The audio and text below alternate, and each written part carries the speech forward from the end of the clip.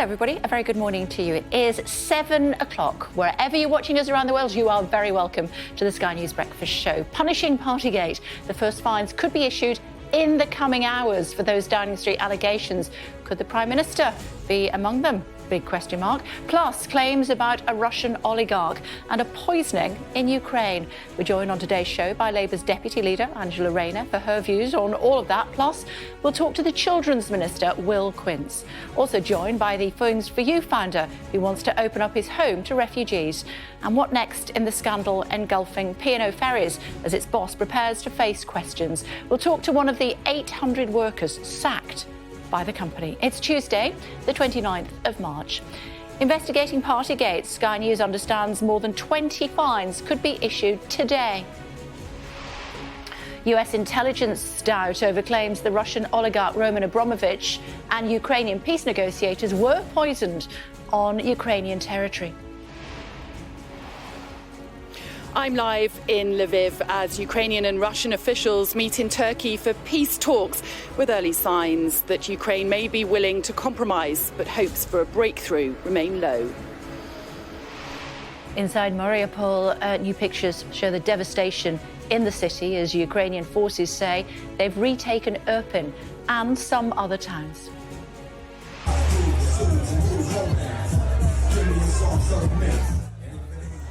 Will Smith says he was out of line for slapping Chris Rock amid calls to strip him of his Oscar. I'm live in Dover as yet another P&O ferry has been detained as the company boss faces yet more questions on the mass sackings. Also coming up on the programme for you this morning, remembering Prince Philip. The Queen and Prince Andrew expected to attend a special Thanksgiving. We'll talk to one of the late Duke's friends. Plus, the royal photographer Arthur Edwards will be with us on the programme. And we speak to a filmmaker who travelled to Ukraine to help rescue a former circus bear from war in the country.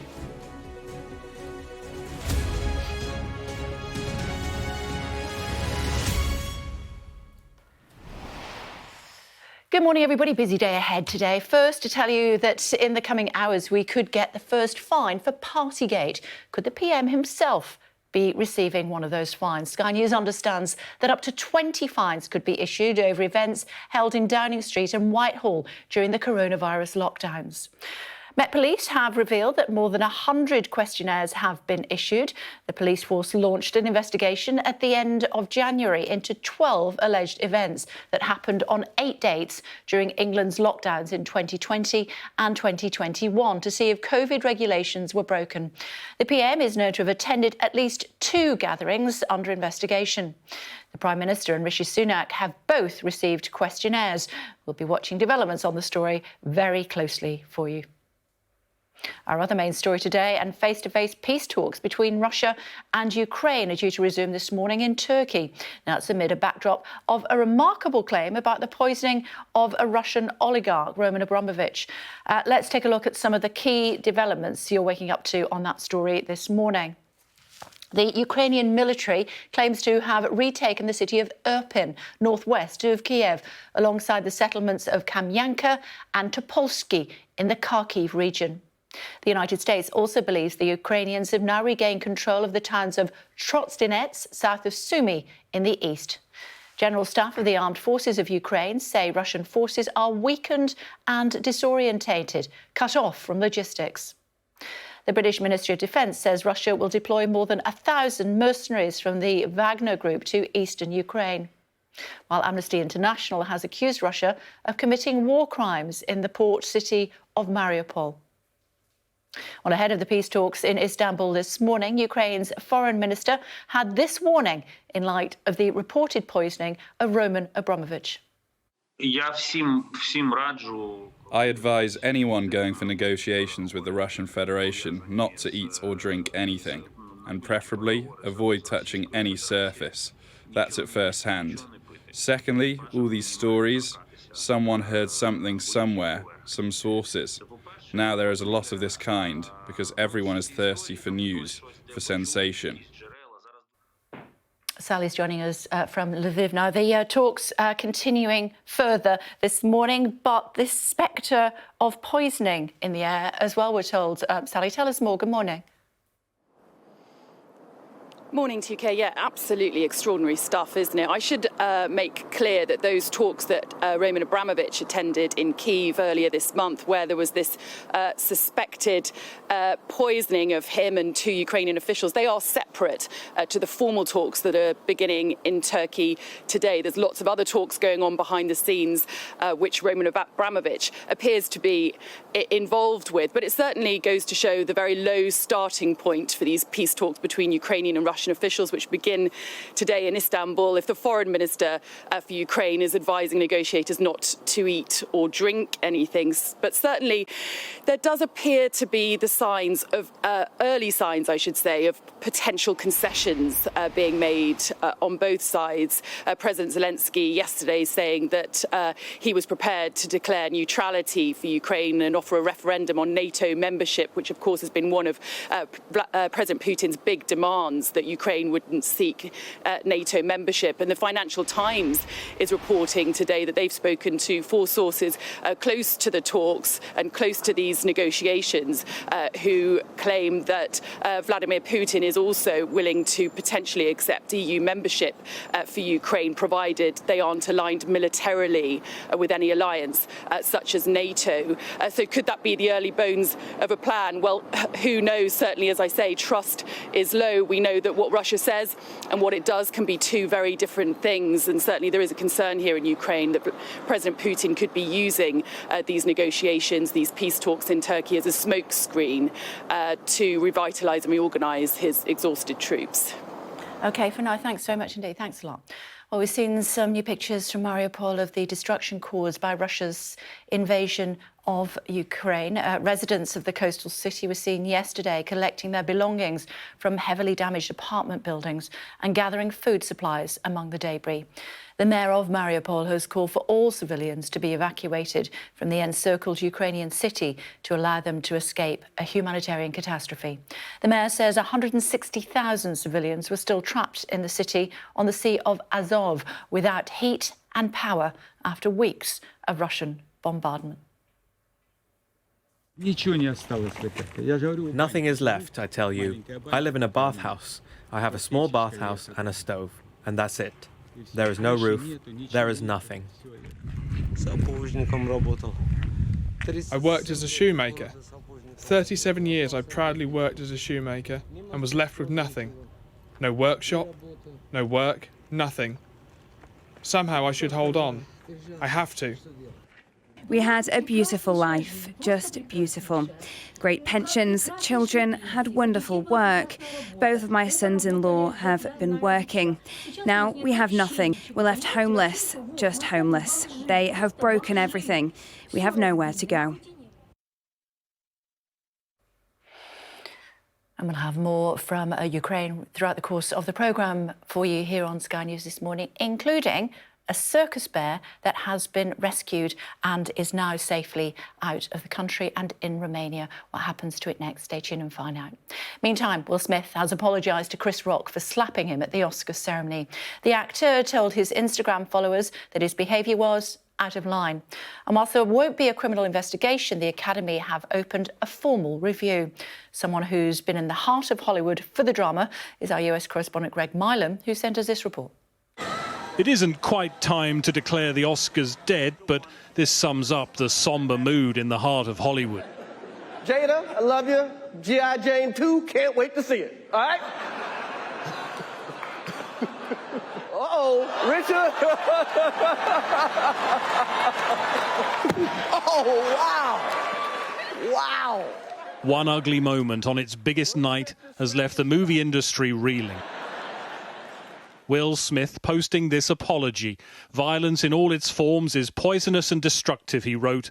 His behaviour unacceptable and inexcusable. For reacting emotionally to jokes about his wife, he said he apologised to Chris Rock.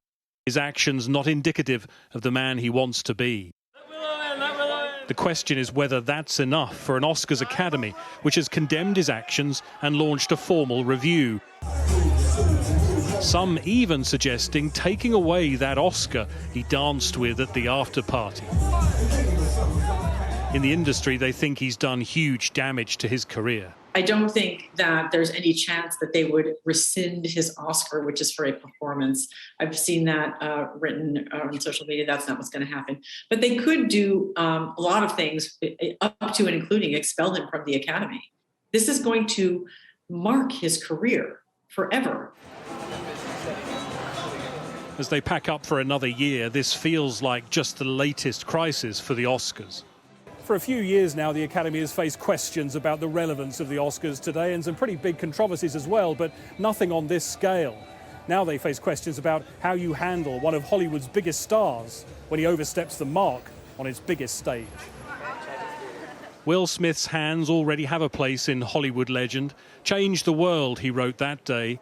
How much will those hands now have changed the course of his career? Greg Milam, Sky News, Los Angeles. Well, joining us now is the Children's and Families Minister, Will Quince. Bit poorly this morning, Mr Quince. You've got COVID, which is why you can't be with us in the studio. We wish you better. Thank you for taking the time to join us this morning. Should we start with Will Smith, given that we were talking about it there?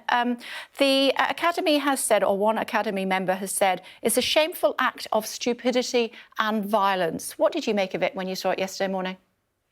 Oh, well, OK, my view, and sorry I can't be in the studio, I would love to have joined you. It's so disappointing because I'm a huge fan of Will Smith, and I think violence is never, ever the answer. And, you know, I say this as an education minister because as part of our HSC curriculum, we know people can lose their tempers, we know people can say hurtful things, but violence is never, ever the answer. And it's just so unfortunate to see such a high-profile figure react in that way. Having said that, I do welcome the fact that he apologised almost immediately yesterday, and he apologised again to Chris Rock. That was the right thing to do, but I hope he reflects on his behaviour because he is a big role model, and you know, violence is never ever the answer. Should he keep his Oscar? Look, that's a matter for the Academy. He has apologised, but as I say, I hope the message goes out loud and clear that, you know, people can say some very hurtful things. I have no doubt, Kate, people have said hurtful things about you. I know people have about me, Twitter in particular. But the answer is never ever violence. So a matter for the Academy, but I hope a message goes out that he was wrong to do it. He's rightly apologised. Yeah, never read the comments on Twitter. That's my top tip, Minister. There'd be dragons there. As far as Roman Abramovich is concerned, suggestions that he was poisoned during peace talks. What form should an investigation take, do you think? Well, that's a matter for the local authority. It didn't take place in the UK, although no doubt UK government will be looking to establish the facts there. It is a worrying development, though, I know you'll agree.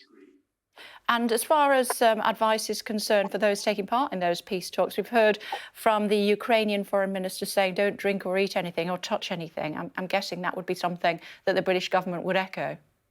Well, it's not a place for me as an education minister to say that, but no doubt those far wiser in these issues would be able to give such advice. But, you know, I was just watching your clip there, Kay. The situation in Ukraine is just horrific. It's heartbreaking to watch. And my thoughts are with the 7.5+ million children in Ukraine who often are the unseen victims in conflicts of this nature.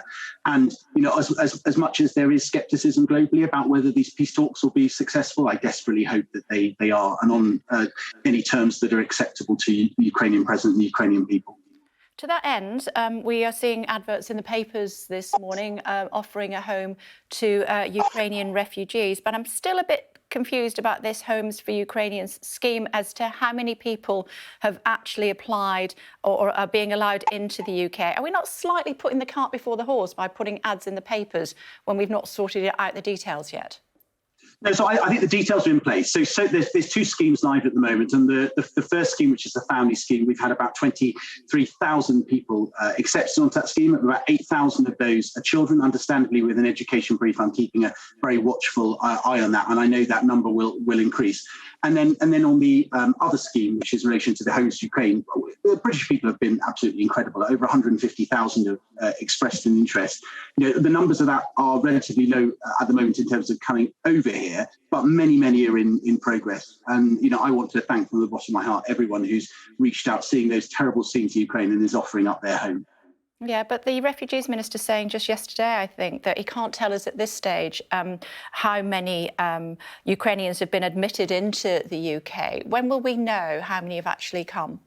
Yeah, so under the first scheme, it's 23,000, 8,000 of which are children. My understanding is on the Homes for Ukraine scheme, it's over 1,000, but you'll see a massive escalation of that. Look, I know that officials at both Home Office, DLUC and FCDO, the Foreign Office, are working at pace 7 days a week to get as many people into safety and here to the United Kingdom as possible. Talk to me about your Send Green paper. Explain to my viewers this morning what that means and what the hopes are. Yeah, thanks, Kate. Hugely exciting. We're launching our ambitious new plans to transform the outcomes for children and young people with special educational needs and those who are in alternative provision. And at its very heart, it's about a strong national system for SEND, making it really inclusive, giving more clarity for parents at the moment, ending that postcode lottery that exists, and really importantly, strengthening accountability and redress within the system. At its very heart, it's about making sure that every child, regardless of the challenge they face, gets a world-class education here in our country. And it's the start of a 13-week consultation. And I encourage as many parents, children and young people with special educational needs and all those who work within the system to take part.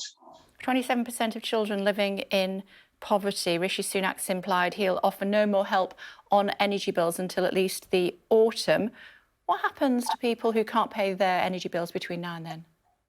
So he's already put £22 billion of support in place this year, 9.1 billion with regards to energy.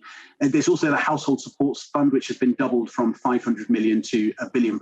Local authorities are often best placed to identify those who need that additional support. But look, I was the Minister at the Department for Work and Pensions throughout the pandemic. And throughout the pandemic, both the Chancellor and the Prime Minister at no point failed to step up and support the poorest and most disadvantaged in our country. And although there's lots of uncertainty around the energy market over the coming months and commodity prices and other things, I know the Chancellor is keeping a really watchful eye. And all I would say, Kay, is judge both the Prime Minister and the Chancellor by their record. They have never failed to step up previously, and I know if the needs arise, they'll step up again. OK, brace yourself, Mr Quince. Here comes the Partygate question. Should the Prime Minister resign if he is fined? So, okay, I entirely understand why you asked that question. I understand the huge public interest. I completely understand the considerable upset caused. The events that took place shouldn't have happened. But I hope you'll understand that both as an education minister, but more importantly, as there's an ongoing live Metropolitan Police investigation, it's just not appropriate that I comment. No, but we are expecting fines today. If one of them is for the Prime Minister, should he resign? Look, that's a hypothetical question, Kate. You wouldn't expect me to answer that. Well, I know you'd like me to. But being Education Minister, we both know what hypothetical means. And of course, it is not a hypothetical question. So hopefully it's pointless me pressing you on it because you won't answer it. So let me ask you this instead. How soon can we expect the full Sue Gray report after the fines have been issued?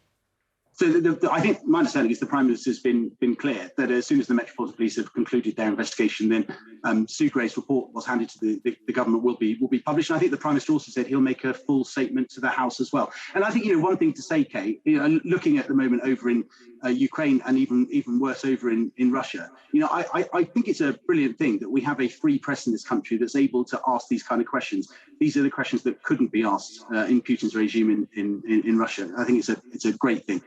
Yeah, but it doesn't mean that you answer the question just because I ask it, does it? Well, look, I think we need to wait for the Metropolitan Police investigation to conclude. I completely understand why you answered the question. I hope you understand why it wouldn't be appropriate for me to answer it. OK. I do wish you better. Is this the first time you've had COVID?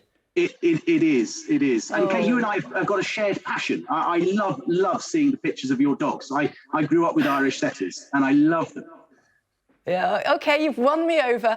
I wish you better. Look after yourself. We'll speak to you soon. I look forward to seeing you in the studio. Thank you. Thank you, Kate. Nice to see you. Thanks a lot. And you too.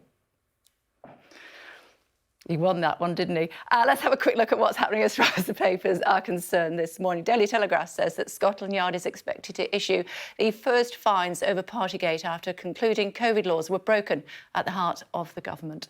The Guardian also reports on the story, adding that multiple government insiders have said the Metropolitan Police will issue the fixed penalty notices imminently, and that is not hypothetical. That's also on the front of the Daily Mirror. Partygate first fines is their headline. And that one says something different as well about Abramovich. Still to come on the programme for you later in the show, we'll get Labour's take, speaking to the Deputy Leader Angela Rayner. As delegates from Ukraine and Russia arrive for further peace talks, we'll speak to a former NATO representative, Lord Peter Ricketts. And also bringing you the latest on the planned Shanghai lockdown with Benjamin Cowling, Chair Professor of Epidemiology at the University of Hong Kong. Before that, a P&O ferry has been detained by the Maritime and Coast Guard Agency after failing a safety test. The Pride of Kent is being held at the port of Dover, the second of the firm's vessels to be detained in just 3 days. We sent Ashna down to Dover to find out. It's a bit clearer there this morning than it was yesterday. Ashna, 2 of their ferries now detained. Yeah, that's right, Kay. As you mentioned 3 days ago, one in Northern Ireland in Larne, the European Causeway vessel was detained. They failed on the grounds of crew familiarisation, crew training and vessel documentation. And yet again, this is the scandal, isn't it, that's just escalating day by day. The government piling yet more pressure on the company to give those 800 seafarers their jobs back if they want them, calling for the CEO to resign. And now their second boat to fail this inspection. It's an inspection carried out by the Maritime and Coast Guard Agency. They're essentially carrying out these safety checks, preliminary checks, to check that the vessels are safe to operate. This is the Dover to Calais route and the Pride of Kent. It is one of their most frequently used vessels, and they failed. Not clear yet on what grounds they did fail, though. This is a company that's reputation, says the Transport Secretary Grant Shapps, its reputation is in tatters. He said that the company had little choice but to give those seafarers their jobs back. And you can see now protest pictures. We have seen so many protests up and down the country, from Liverpool to Hull to Dover. People not letting this one go. The CEO, Peter Hebblethwaite, is due to sit in front of a committee at the Scottish Parliament later this morning. Plenty more questions for him on those mass sackings, but just the latest development in this growing saga. OK, thank you. Let's take a look at some of today's other headlines for you now. The Queen and Prince Andrew are expected to attend a memorial service today, marking the life of her late husband, the Duke of Edinburgh. The service of Thanksgiving is being held at Westminster Abbey, the original venue for Prince Philip's funeral, until it was moved to Windsor due to COVID restrictions. My old mate Jess Stelling has decided to stay on as host of Soccer Saturday on Sky Sports for at least another season. It says he's 67, he can't be. Announced last October that he would be leaving the role at the end of the 2021-22 campaign, but he's changed his mind, saying he was not ready to blow the final whistle and leave the best job in the world. He's wrong, because I've got the best job in the world. Now, millions of lives could be saved from drug-resistant infections by a new breakthrough antibiotic developed by UK scientists. There's also hope the superbug, MRSA, which is commonly spread through hospitals, could be eradicated after the team successfully got rid of it in a study on mice. Teachers in Florida have been banned from giving lessons on sexual orientation and gender identity to children under the age of 9. Ron DeSantis, the state governor, signed the contentious Don't Say Gay bill into law on Monday. So those little people even know what was going on there.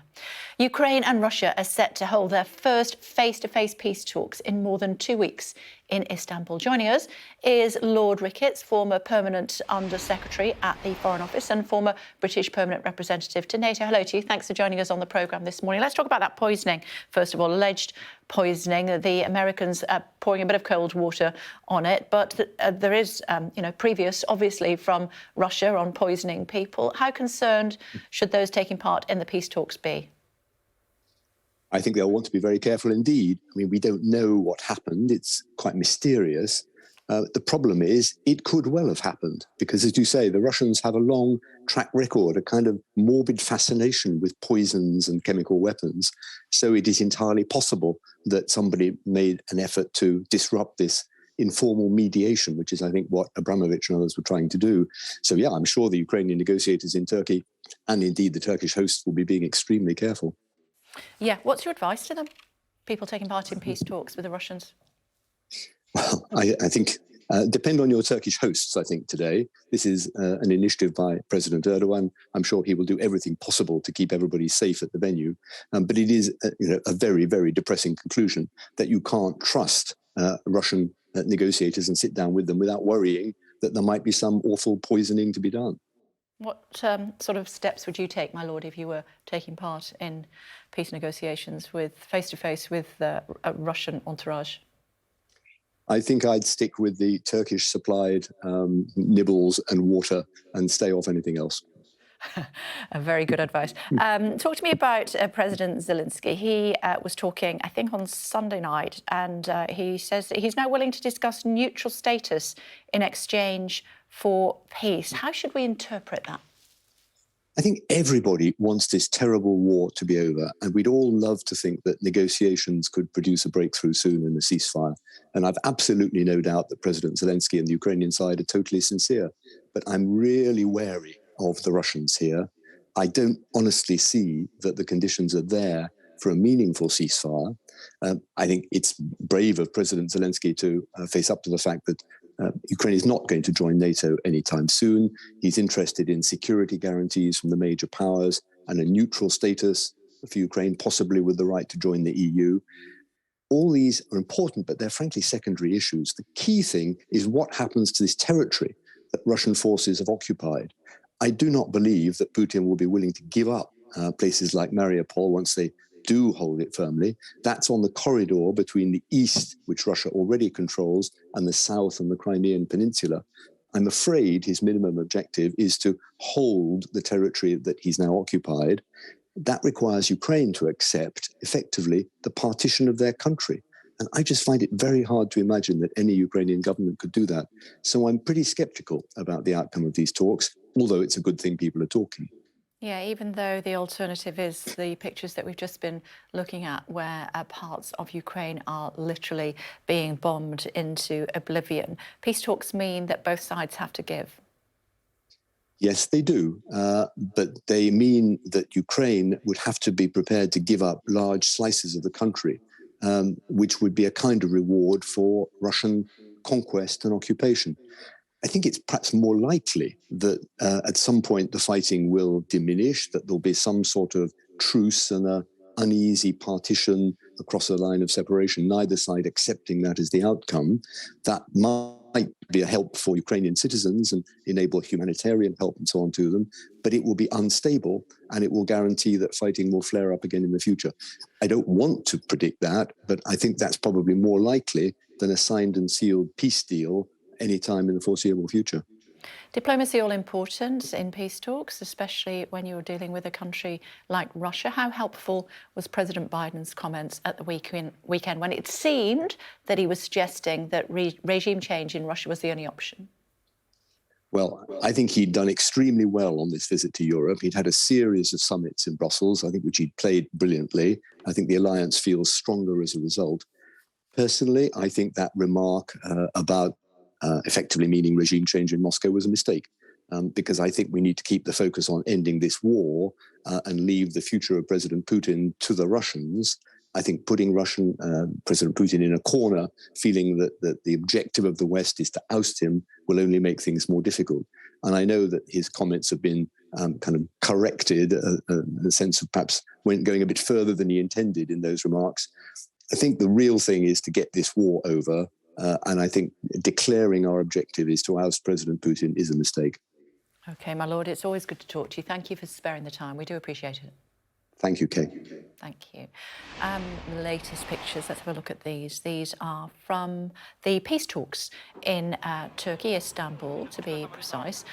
We're expecting the Russians and Ukrainians to gather again today. First time in a couple of weeks that we've seen peace talks going ahead. And you've also seen, you're waking up to news this morning that Roman Abramovich suggesting, along with two others, that he had been poisoned during previous peace talks in Ukraine. He said he'd had water and a bar of chocolate, but just a short while afterwards, his skin started to peel from his face, he says, and was temporarily blinded until the morning. Those attending the peace talks in Istanbul have been told to be very cautious about what they eat and drink during the process. Sally is in Lviv for us, and she'll bring us the very latest on what's happening in Ukraine coming up shortly. Meantime, the Met Office is increasing the temperature threshold for when a heatwave is declared across 8 English counties. Now the weather would have to hit 28 degrees, I should say, which is 82 in old money, for 3 days in a row in Surrey, Cambridge, Berkshire, Buckinghamshire, Bedfordshire and Hertfordshire, where hurricanes hardly ever happen. The cap in the East Riding of Yorkshire has increased to 26 degrees from 25. I think that means global warming is taking its toll on our temperatures. What's it going to do today?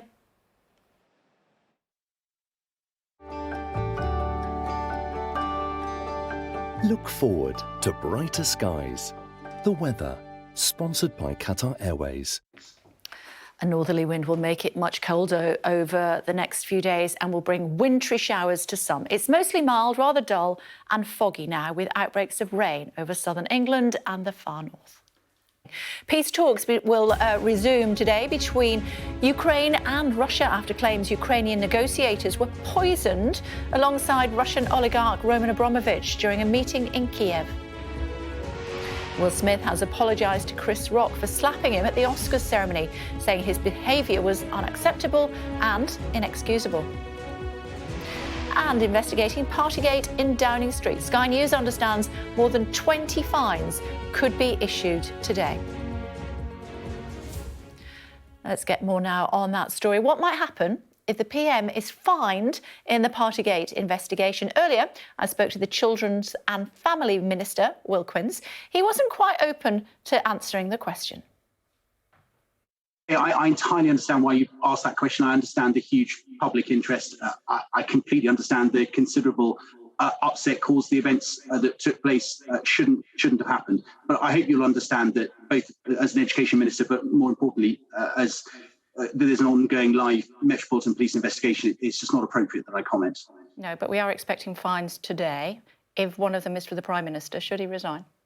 Look, that's a hypothetical question, Kate. You wouldn't expect me to answer that. Well, I know you'd like me to, but being Education Minister, we both know what hypothetical means, and of course it is not a hypothetical question. Oh, there we go. Tamara is here with us this morning. So today we could see some fines. Yes, it could quickly become a very real question for the Prime Minister, because don't forget, before the Ukraine conflict broke out just over a month ago, Westminster was ablaze with talk about Partygate, all these parties that allegedly occurred in Downing Street during the lockdown in breach of the rules, some of them attended by the Prime Minister. And we know that he was one of the first to get one of these Metropolitan Police questionnaires asking him about what he did. Chancellor got one as well, didn't he? Chancellor got one as well. We believe the Prime Minister's wife and the Cabinet Secretary, the most senior civil servant, got one too. So if he was one of the first, does that mean he may be issued with a penalty charge notice today, a fine? We simply don't know. We know this is the first batch that the Met will be issuing, but we don't know exactly whether it's going to be, say, the open and shut cases. We have had civil servants sort of admitting on social media that they broke the rules. Will they be the ones given the fines first, or will it be the people who answered the questions first? No one in government, even in number 10, really knows exactly how it's going to work. They only know that they are poised for the Metropolitan Police to issue the first batch today. Around 20 fines, not necessarily 20 people. There may be some people who've got more than one, but the investigation is now up and running again. It will continue running. At the end of it, Sue Gray's full report with all the details will be released. But this brings back questions over the Prime Minister's leadership and judgment. You heard the Minister there saying he understands how upset people were about it. The big question, of course, is are people still very upset? Are MPs who called for the Prime Minister to resign only a couple of months ago still as upset as they were, and what are they going to do about it? What's your take on that? What do you think? Well, look, if the Prime Minister gets a penalty charge notice, if he's found to have committed a crime, that is, of course, incredibly serious, and whatever has happened since doesn't take away from the seriousness of that. Of course, the timing here matters hugely, though, because if we are still embroiled in this conflict and MPs feel it's the wrong time to make a challenge, if they feel that the circumstances have changed and this is less serious than it appeared, or they're simply wasn't the numbers before, because, of course, you needed half the party to have voted against the Prime Minister in a no-confidence vote to bring him down. So we don't know whether even at the height of this there were the numbers there to do that. So it's going to be a real test of the strength of feeling on this issue. OK, tomorrow's Take, 9 o'clock. See you then. Looking forward to it. Thank you. Meantime, Shanghai has been divided in half for a two-part lockdown, which will see authorities roll out an experimental COVID testing regime. The Chinese city has been battling a new coronavirus surge for nearly a month. Benjamin Cowling, Chair Professor of Epidemiology at the University of Hong Kong, is with us now.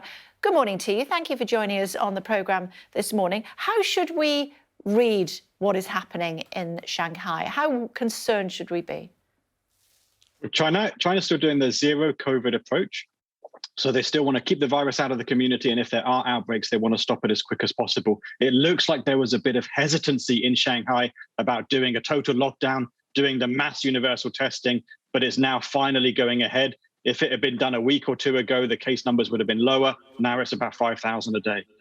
OK, although looking at the numbers of infections as opposed to deaths, it's not that bad, is it? It's not that high to lock down a whole city, second city of millions and millions of people. Well, that's true. But what we know is with COVID, the numbers keep getting larger and larger and larger. So if you do a lockdown at 50 a day, you stop it from going to 100 to 500 a day, to 1,000 to 5,000 a day. If they didn't do it now, then in a week's time, they'd have 10,000, even 50,000 a day. So they got to do it sooner. Otherwise, the numbers will keep getting bigger and bigger. And then that's when you start seeing the impact on the healthcare system. That's infections, though, isn't it? Not deaths. 50 symptomatic cases, 3,450 asymptomatic infections. The British government has made the decision that COVID is an infection, a disease that a virus that we have to live with now. The Chinese looking at it very differently. Well, the level of immunity in China is lower because they have not had many infections in the past 2 years, unlike the UK. And at the same time, the vaccine coverage, while it's very high overall in China, is more than 80%. In elderly, it's not that high. And if you could look at Hong Kong, you can see what can happen if there's a lot of infections in a population with relatively lower vaccine coverage in the elderly. In Hong Kong, we had 7,000 deaths in the matter of 2 months. That's 0.1% of the population dying within just 2 months. And in China, the healthcare system is fragile. If there's a lot of serious cases, which could happen if the current outbreak is not stopped, it could get a lot worse. We had the Education Secretary, former Vaccines Minister Nadeem Zahawi on the programme yesterday. He told us that a zero COVID strategy simply doesn't work, certainly here in the UK. What would you say in response? I think it would have been difficult in the UK 2 years ago to get cases completely down to zero and then keep them at zero. But other parts of the world have managed it. I think Singapore and New Zealand are great examples of how zero COVID can save lives in the short term, but then you have to plan to move away from it. And in China, the difference is there's no current plan to exit zero COVID. The strategy is zero COVID until further notice. And that will pose problems because the impact of the zero COVID policies will just keep getting bigger and bigger. OK, great to talk to you. Thanks so much indeed for your expertise. Much appreciated. Thank you. Just hearing from the Turkish leader, Erdogan. He's saying negotiations, that's in Istanbul, of course, where the negotiations for Ukraine are trying to bring peace to Ukraine are going ahead as we speak. He says the negotiation process has increased hopes. Quick listen. Of your leaders. We are ready to make any contributions that will make your jobs easier. Today, I'm going to Tashkent, to Uzbekistan, for an official visit. However, I leave my Minister of Foreign Affairs in Istanbul to give you the necessary support if you need it. It is possible to reach a solution that will address the legitimate concerns of both countries and that the international community will accept as trustworthy. I believe you will not refrain from taking initiatives to restore peace. As you know. Yeah, he also said that a fair peace will not have a loser. Conflict continuing benefits no one. Words from the Turkish leader ahead of those continuing peace talks. You'll know that talks that had taken place in Ukraine that also involved Roman Abramovich, the Russian oligarch who used to own Chelsea Football Club. Of course, I think he still owns it, but he can't do anything with it. Had allegedly had 3 people poisoned during those talks, including Abramovich himself. He said that he lost his sight and he also had skin peeling from his face after drinking a bottle of water and eating chocolate at the talks. As a result, the Ukrainian foreign leader has told those taking part in the talks today in Istanbul to touch nothing. Now, let's see if we can get Simon Calder, should we, on the programme? He is standing by for us, I think, in Lithuania this morning. Hi, Simon. Okay, yes.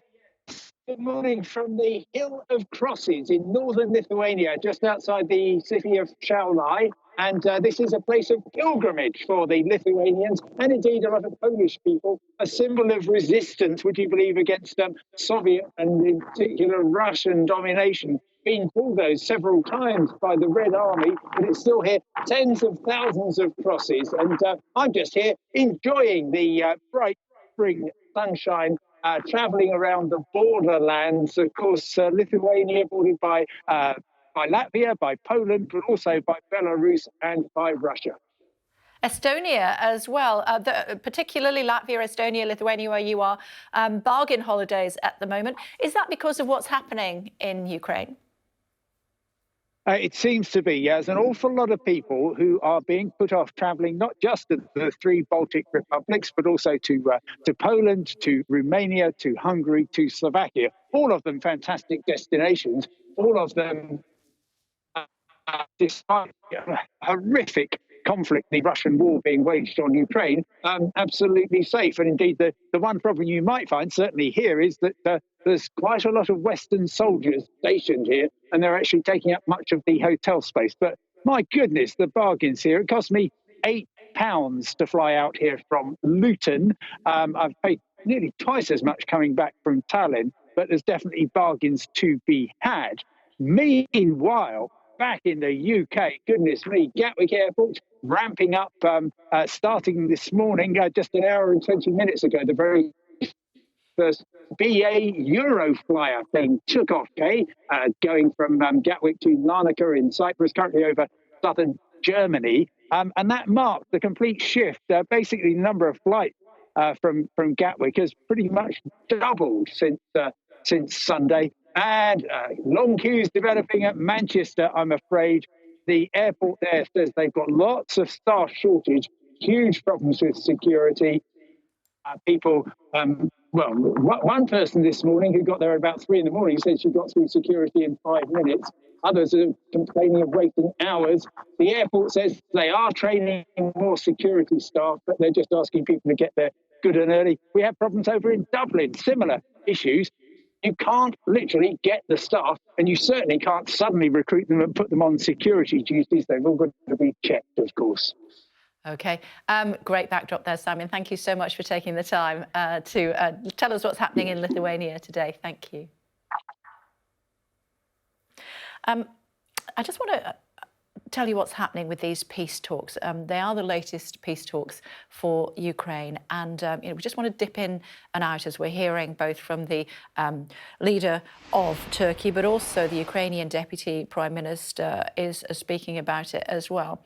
And he's saying within the last few moments that he hopes to open 3 humanitarian corridors today, including for private vehicles from Mariupol. We've seen those pictures, haven't we, from Mariupol? And basically, it's been absolutely pounded by the Russians. The latest death and injury figures are just astronomical. I think I read that 5,000 civilians have been killed in Mariupol. We're just hearing from the Ukrainian Deputy Prime Minister saying that Ukraine aims to open 3 humanitarian corridors, including for private cars from Mariupol, and that from later on today. Let's hope that goes ahead. We've seen previously when those corridors are open that those civilians have been targeted as they tried to flee. Hopefully that will not be the case today. We'll wait to see.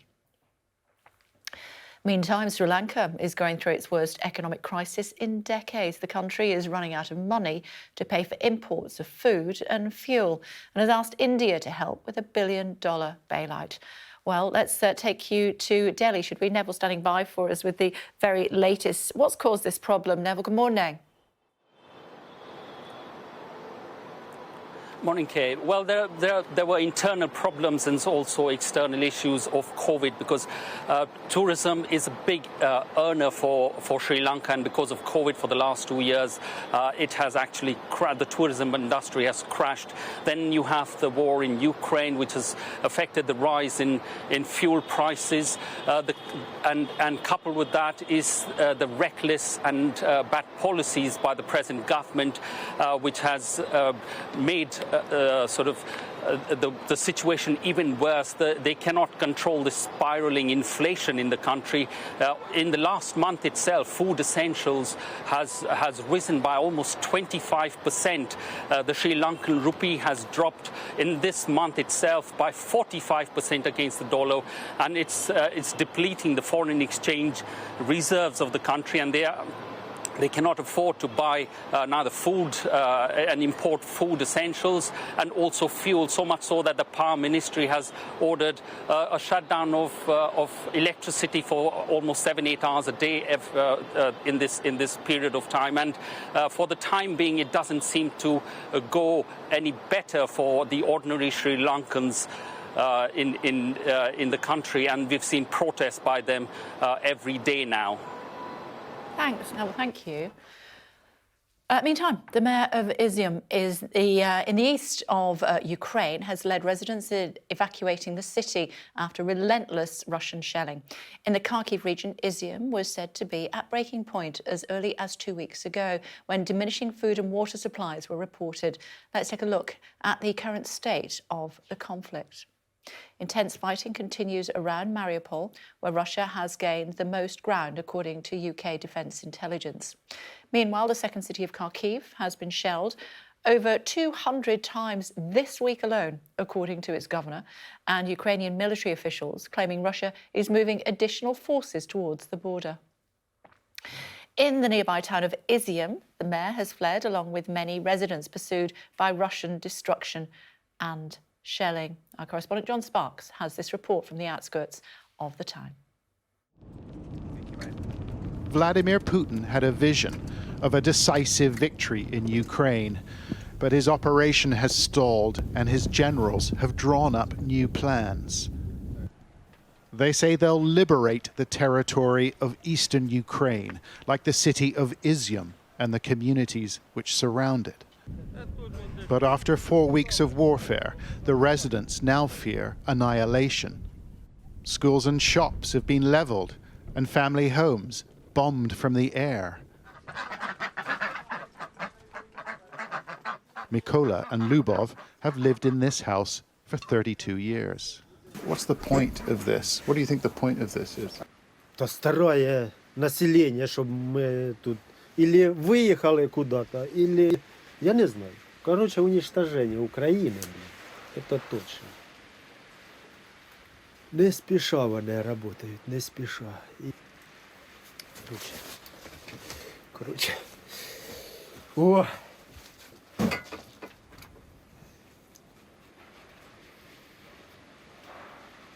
Russia has had its eyes on the east for years, backing separatists in the region since 2014. But its territorial ambitions are not supported here. I asked a local official whether he was ready to be liberated. Подивіться кругом. Оце їхнє освобождення. Ось. Кругом. І так в кожному селі ми проїдемо, я зараз подивимося ще. This school has been absolutely obliterated, but it's not the only thing that's been damaged in this village. The clinic has been shelled, and there are dozens of ordinary homes that have been destroyed as well, and it is difficult to see any military rationale for this. That's a question the people of Izium will ask. Their city subject to weeks of intense fighting, with inner city areas now largely destroyed, we understand. An estimated 20,000 are trapped in this community, cut off from the rest of Ukraine. Thousands of people from Izium were able to escape, and they've been accommodated in district schools and kindergartens. This one accommodates 19. And everybody wanted answers from the mayor. Will I have a place to return to? Said a woman called Galina. The mayor said everything would be all right. Galina has been told that Russian soldiers are now living in her Izium apartment. Что они там наделали? Я ж не знаю, там все перебили, наверное, все. Не знаю, куда я приду.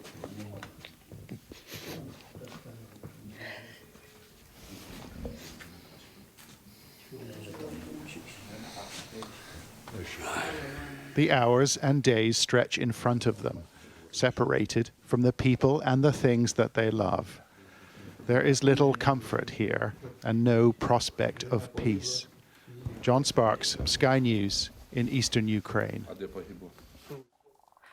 More on Ukraine in just a moment, but want to bring you the very latest on our top story this morning. Partygate, just when the Prime Minister thought it was safe to leave Downing Street again, it would appear that 20 fines, not 20 people, 20 fines are likely to be issued as early as today on Partygate. We don't know who it will be that will be receiving those fines at this stage, but we do know that the Prime Minister and also the Chancellor had to fill in a questionnaire, police questionnaire, under caution. So we'll have the latest on that. We'll also take you to Mariupol, where we're being told that humanitarian corridors are going to be opened again. That's off the back of news. Goodness me, look what's happened there. Off the back of peace talks continuing in Istanbul.